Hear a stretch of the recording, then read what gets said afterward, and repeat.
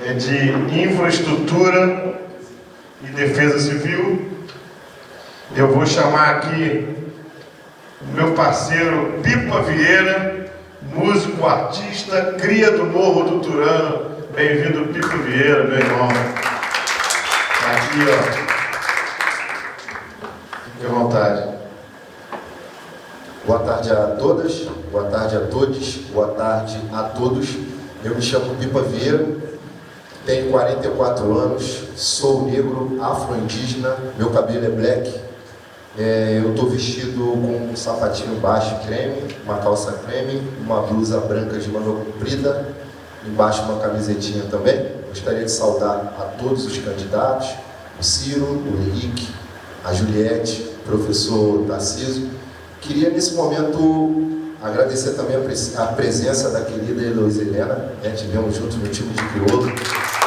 E agradecer sobretudo a participação e a presença da Nilcemar. Eu jamais poderia imaginar, como um dos fundadores da Rede Carioca das Rodas de Samba, sambista, filho, neto de sambista, que numa gestão da prefeitura, onde o prefeito era evangélico, que a gente pudesse dar continuidade a esse trabalho das rodas de samba que acontece no Rio de Janeiro, e a senhora estava lá, no momento do credenciamento, passando esse bastão e segurando mais uma vez a bandeira do samba.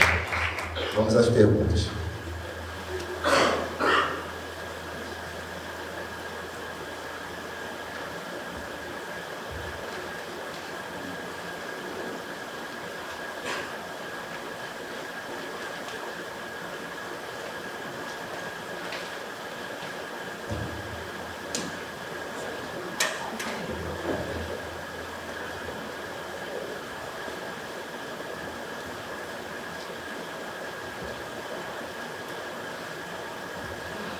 A pergunta é Michele Mota da Rocinha.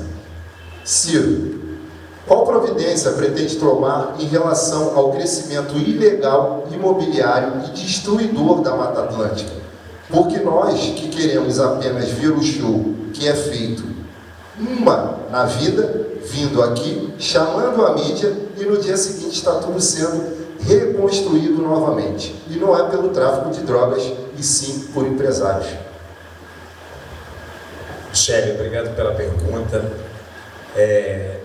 Isso está inserido dentro de um contexto mais geral, que tem a ver com a ocupação ilegal, que existe do território, principalmente em áreas de proteção ambiental, e que muitas vezes é denunciado quando é um morador de favela que constrói nesses lugares por conta da sua impossibilidade de pagar aluguel em outro lugar. Mas quando as empresas imobiliárias, e que fazem inclusive condomínios fechados, às vezes condomínios ricos, isso aí não acontece absolutamente. Vem uma lei da Câmara Municipal para flexibilizar, essa é a questão. Então, nós temos que entender, primeiro, a gente tem que respeitar efetivamente as áreas de...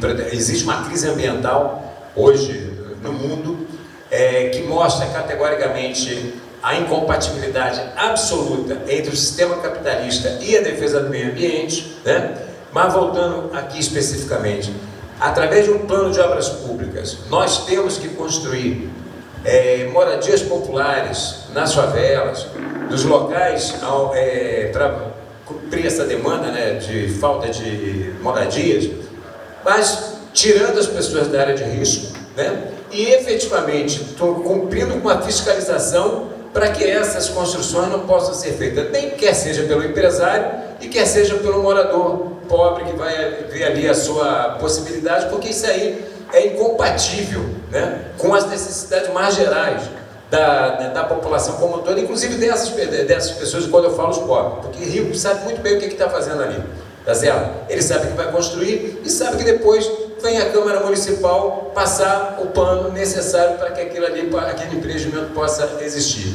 Bom, isso tem que estar dentro de um projeto mais geral, que além dessa fiscalização rígida, para que não haja esse tipo de construção, também nós temos que ter um plano de obra, dentro de um plano de obras públicas, as obras de infraestrutura necessárias, essas que são por baixo, que a Juliette falou aí, saneamento básico, né?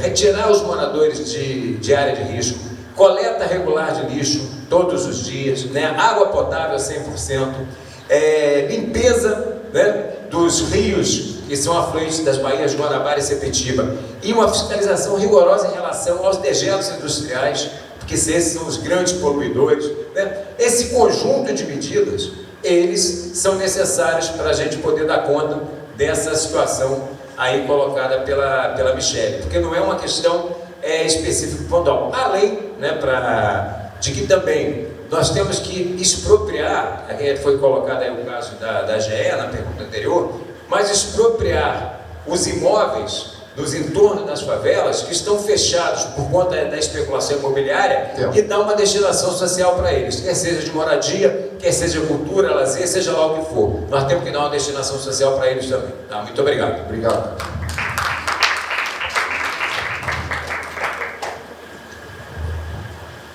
Essa é para o Henrique, é da Ana Tobosi, do Complexo da Penha. Quais são os planos do candidato em relação ao sistema de saneamento básico praticamente inexistente nos territórios de favela? Quais as ações de saneamento e infraestrutura que possam garantir moradias dignas à favela e direito ao bem viver? Queria agradecer muito pela pergunta, porque quando eu vi o tema aqui, infraestrutura e defesa civil, eu estava me mordendo aqui para poder falar da SEDAI. A SEDAI é uma empresa estatal, né, do estado do Rio de Janeiro, que foi privatizada há poucos anos atrás e, obviamente, com conivência da prefeitura, né, que talvez seja um dos maiores absurdos que já aconteceu no Rio de Janeiro. Uma empresa que dava 2 bilhões de superávit todo ano para o estado, né, e que agora foi privatizada para a empresa Águas do Rio, que não faz nenhuma obra, que aumenta o preço de um serviço feito muito porcamente e que naturalmente está deixando aí o resto da cidade do Rio de Janeiro e do estado, né, naturalmente, sendo à mercê das enchentes, que a gente viu agora, por exemplo, no Rio Grande do Sul. Poderia também ter acontecido no Rio de Janeiro, por que não? A gente sabe que a situação aqui, a gente tem uma cidade que está construída por cima de vários manguezais, vários rios, e a situação, pegando aí uma temporada de chuva forte, de uma frente fria muito intensa, também alagar várias partes, como o Complexo da Penha, como o Complexo do Alemão, na zona oeste do Rio de Janeiro. Então, tudo bem que era uma prefeitura a nível estadual, mas a prefeitura teria que ter feito uma campanha intensa, porque ela seria foi uma das principais prejudicadas com essa privatização.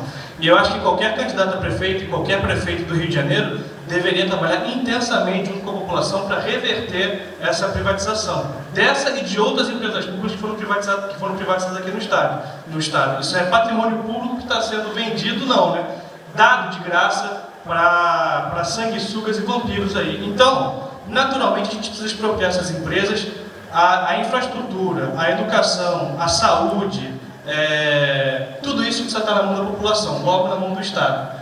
Então, precisa ser feita uma campanha muito intensa para retornar na mão dos cidadãos e a gente então começar também, voltando, dando calote nessa dívida pública absurda, a gente pegando esse dinheiro e investindo para fazer uma intensa investimento em infraestrutura, em esgoto, em despoluição dos rios também, que a gente tem uma população ribeirinha que depende da pesca, que depende disso para sobrevivência, principalmente no entorno da cidade do Rio de Janeiro, para a gente poder recuperar alguns rios que também são responsáveis pela saúde dos moradores, né, que também dependem disso, são afetados pelas doenças que a poluição desses rios traz.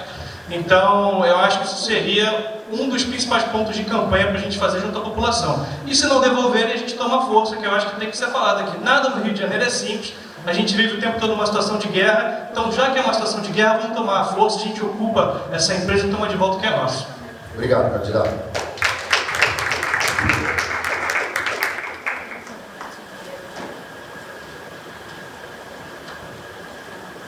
Seguindo, essa é para a Juliette, é do Ed Gomes, de Parada de Lucas. Qual o plano de ação ou projeto para conter o crescimento acelerado próximo aos rios e córregos nas favelas do Rio de Janeiro? Obrigada, Ed Gomes, meu vizinho. São moro ali do ladinho, Vista Alegre. Pessoal, esse é um dos temas que eu particularmente gosto muito de falar e acho que é muito importante a gente aprofundar o debate sobre. E aí eu queria só complementar aqui, porque além de educadora, eu sou militante de um movimento de favelas, um movimento de luta por moradia chamado MLB, Movimento de Luta nos Bairros, Vilas e Favelas, há mais de 14 anos.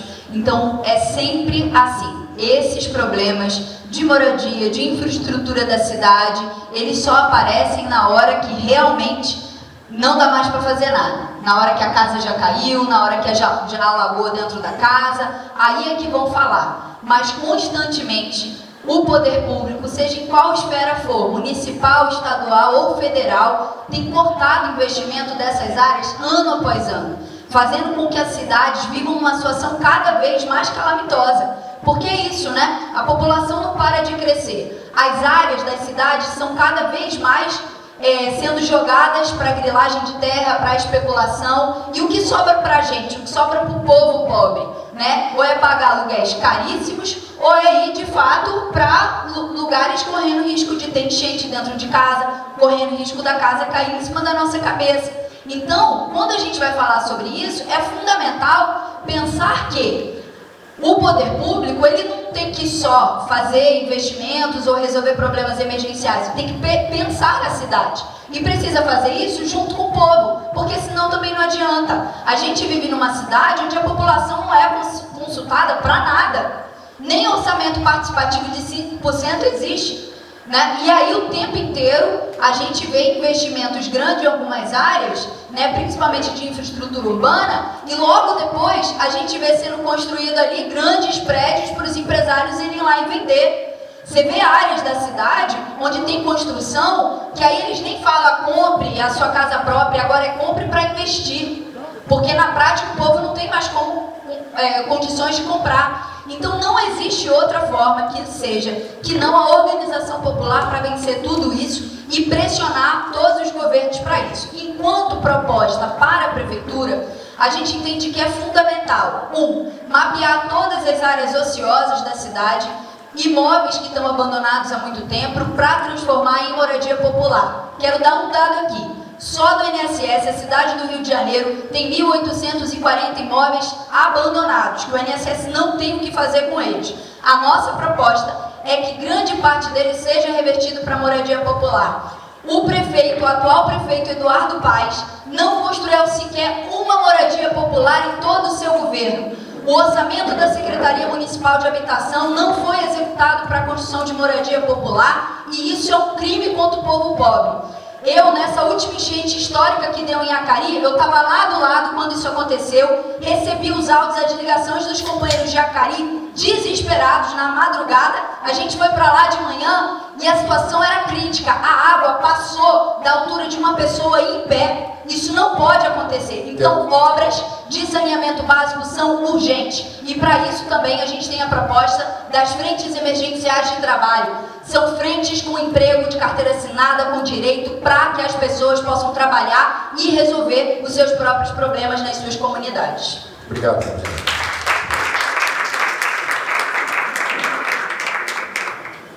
E agora o professor Tarcísio Mota.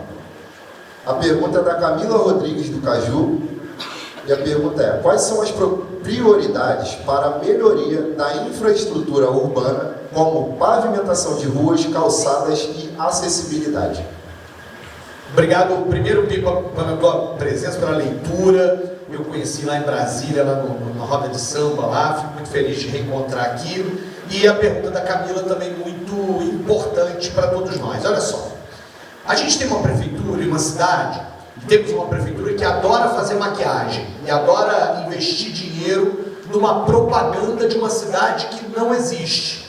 E a gente viu no último ano, na véspera da eleição, várias ruas sendo asfaltadas ao mesmo tempo, clara e evidentemente com uma razão meramente eleitoreira, enquanto outras áreas da cidade estão profundamente abandonadas. Isso se deve, sobretudo, a uma perspectiva de uma prefeitura que não tem planejamento. Ela faz tudo pela lógica eleitoreira e a lógica de garantir de de privilegiar os seus candidatos a vereador às vésperas da eleição. O que nós vimos, portanto, foi uma cidade que o seu orçamento para a infraestrutura acaba sendo usado de forma muito pouco eficiente, porque não tem orçamento participativo, porque não tem transparência pública, porque não tem nem mesmo a territorialização do orçamento. Eu queria falar sobre essa questão, inclusive, da acessibilidade. Hoje em dia não é mais possível pensar em calçadas, ruas, rampas, praças, na cidade toda, em qualquer região, que não sejam acessíveis para quem está, para pessoas com deficiente, cadeirantes, para pessoas cegas, para também com acessibilidade para idosos e pessoas com dificuldade de mobilidade. A gente estava na Tijuca hoje, já falei sobre a Tijuca hoje, e várias vezes nós tínhamos situações difíceis de cadeira de roda para subir a calçada, até de carrinhos de bebê para poder transitarem nessas calçadas sobre as quais a gente não tem nenhum tipo de tratamento. Mas ao mesmo tempo, Pipa, me permita, e Camila, falar de uma outra coisa que eu acho importante. Nós lutamos muito para aprovar na Câmara de Vereadores um projeto de lei de autoria da Marielle Franco, que era aquele que garante à população da favela assistência técnica para habitação de interesse social. Não só para a favela, mas para a periferia também. Qualquer área que é dita como área de especial interesse social, a Prefeitura deveria fornecer assistência técnica para reforma, para ampliação, para construção e para regularização fundiária. E, ao mesmo tempo, para regularização do entorno, com a questão da pavimentação de ruas e calçadas. E isso a Prefeitura não coloca em prática porque prefere pensar em programas eleitoreiros com nomes fantasia, no lugar de, por exemplo, investir em convênios com as universidades públicas para permitir residência acadêmica, projetos de extensão, projetos de estágio de alunos de arquitetura, urbanismo, direito, de engenharia, que poderiam até de assistência social, poderiam estar atuando nas favelas e comunidades com assistência técnica para a habitação de interesse social e para a regularização das favelas. Uma lei já existente, uma lei que já existe, que não é colocada em prática, que seria muito mais barato e poderia mudar a vida de muita gente. É isso que a gente propõe para a cidade do Rio de Janeiro. Obrigado, Gabriel.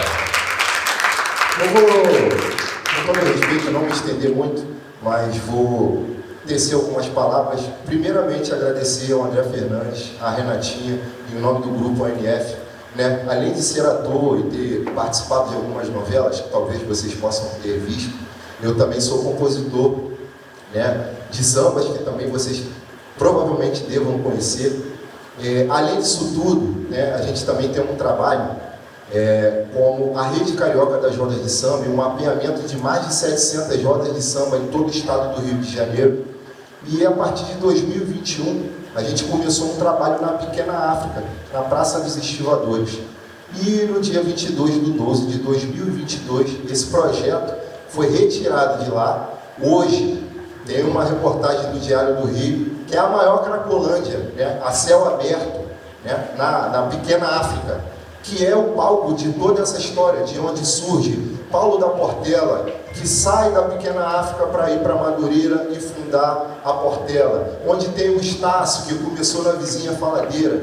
Então, todo esse letramento, todo esse ensinamento que eu aprendi, fui educado através do samba, né? Sou família de baluarte, sou sobrinho do Graciano Salgueiro, o meu avô foi um dos fundadores da União da Tijuca. Então, fica esse desabafo e esse agradecimento por quem realmente faz questão de ouvir a nossa voz, faz questão de saber como a gente anda, a necessidade que a gente tem de poder trabalhar. Eu poderia ser um cara que trabalha com informática, eu fui formado em informática no 2º grau, mas hoje eu sou sambista, sou compositor, faço novela e trabalho com essa função. Então deixo, né, esse desabafo, que é uma coisa que a Prefeitura do Rio até hoje não nos atendeu, um projeto que hoje estaria atendendo os professores de dança. Não tem uma escola de dança popular no Rio de Janeiro. O nosso projeto, que é a nossa escola de percussão, nós não temos uma escola de percussão do pagode de mesa. Nós não temos.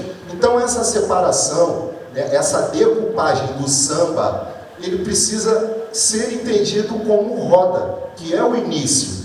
E não só como os desfiles da escola de samba, essa centralização de todos os investimentos da Liesa. Eu participei, inclusive, de uma palestra na ESPM, com 2 turmas da Universidade de Nova York, que já conhecem o sistema, o plano econômico do carnaval brasileiro e vieram procurar saber como que funciona, porque não nasce no carnaval, ele nasce na comunidade, ele nasce no filho do baluarte, ele nasce do cara que já aprendeu e já está ensinando para o filho, para o vizinho o cavaquinho. Onde hoje a gente vai aprender? Em que escola de samba a gente aprende isso? Então deixa esse pensamento, deixa esse desabafo e peço o agradecimento do Grupo ANF e de todos vocês, né, que estão aqui para nos ouvir as nossas necessidades e as nossas demandas. Muito obrigado. Obrigado, meu irmão.